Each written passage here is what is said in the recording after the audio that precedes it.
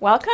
I'm Dr. Janine Bowring, naturopathic doctor, and today I'm talking about causes of toxicity. So this is part of our Detox series and why it's so important that we actually know where these toxins are coming from, whether it is in our air, in our water, in our food supply, in our beauty products. I will be listing them out for you today because some of them you may be aware of and others maybe not so much. So in terms of pollutants in the air and in our water, one of the big ones is formaldehyde. So this is hidden in our environment, and yes, this is what is used to embalm dead bodies. So not very pleasant. As well as carbon monoxide, we know from car exhaust and from vehicles. Also BPAs, which are in plastic and plastic containers, plastic water bottles. Hopefully this is getting better in the environment, but they are definitely in our environment. As well as heavy metal toxins, so things like mercury and aluminum is commonly used in industry. It's even in beauty products. Cadmium as well is in batteries, and arsenic as well is found commonly in air and in water.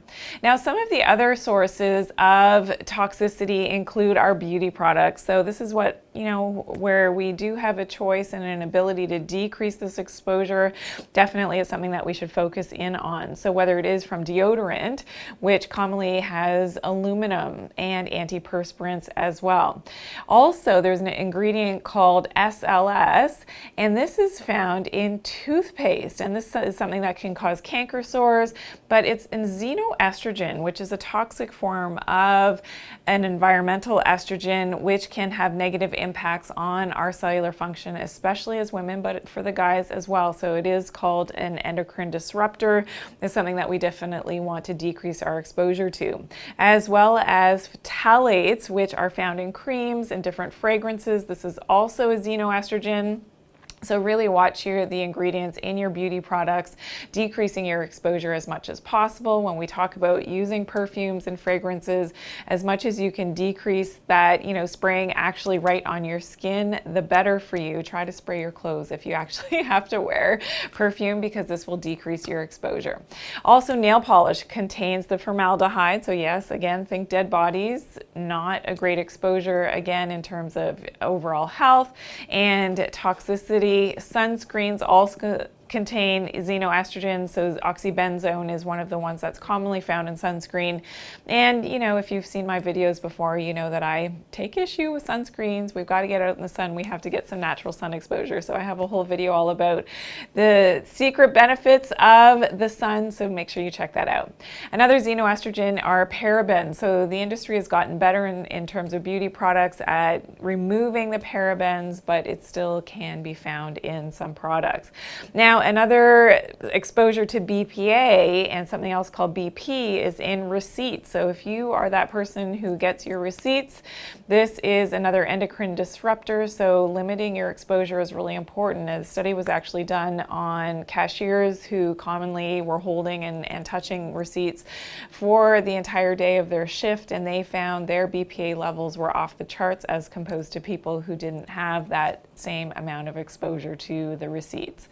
Flame retardants are commonly found in children's sleepwear. So this is something that is, I really want you to pay attention to. So if it says Proban on the label, it may say flame resistant, 100% cotton. Often the heavy metal antimony is in this sleepwear to make it resistant to flame. So you definitely want to look for the non-flame resistant tags on clothing. So usually it'll say snug fitting or not flame resistant. That's what you want to purchase. So look for that on your children's sleepwear labels to ensure that it doesn't have these toxic chemicals. Now, another cause of toxicity are our home products. So there's a lot of chemical toxins in furniture. So again, they use the flame retardants in the fabrics for our furniture, also toxic cleaning products, which are commonly used for people who, are cleaning your homes and you're not paying attention to those labels. Most of those, conventional cleaning products are very toxic. So you want to go towards the more natural brands for sure. As well as plastic containers, we know contain often the plastic components and the BPAs, so we want to decrease that exposure. Now, another one that I try to tell as many people as possible are the plug-in fragrance things that you put in the wall that have the synthetic chemical fragrance. These are so super toxic. You want to eliminate. If there's one thing that you learn, get those all out of your house today if you can, because this is something that is very toxic. There are definitely more natural ways to fragrance your home with natural essential oils, and they do actually make plug-ins for essential oils, so that would be definitely a better way to go. Also, candles can be synthetically fragranced with a lot of chemicals, so again, you want to make sure that you always buy natural candles with natural essential oils as the fragrances. And dry cleaning, so if you commonly take your clothes to the dry cleaners, this is another source of those toxins. Pesticides as well, we know, can have a xenoestrogen effect, so eating more of the organic foods is definitely better that don't have the pesticides.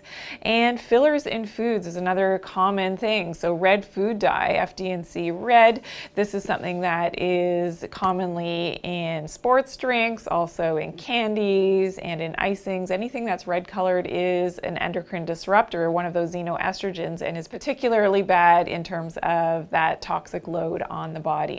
Also, I have to mention the fillers in supplements. So you definitely want to watch for these ingredients. If you are taking vitamins and supplements, look for titanium dioxide, which has been banned in France from a year ago now.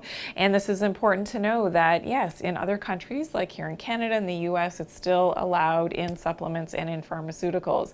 As well as silicone dioxide is another one you want to look out for, and magnesium stearate. So these are all flow agents, they're fillers, they help with the production of supplements, but they are potentially very toxic to our own bodies and our own cells. So you definitely want to avoid them.